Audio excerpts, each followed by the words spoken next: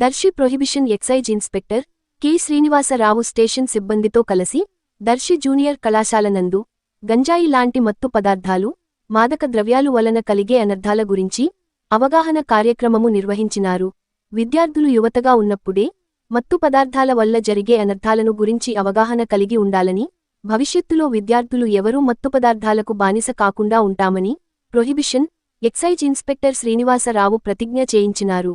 అదేవిధంగా మత్తు పదార్థాల ద్వారా జరిగే అనర్థాలను గురించి అవగాహన కోసం ఎక్సైజ్ ఇన్స్పెక్టర్ ప్రదర్శించిన షార్ట్ వీడియో విద్యార్థులను ఆకట్టుకుంది. ఈ కార్యక్రమంలో కళాశాల ప్రిన్సిపాల్ వెంకట సుబ్బారావు, అధ్యాపకులు, విద్యార్థులు భారీ సంఖ్యలో పాల్గొన్నారు.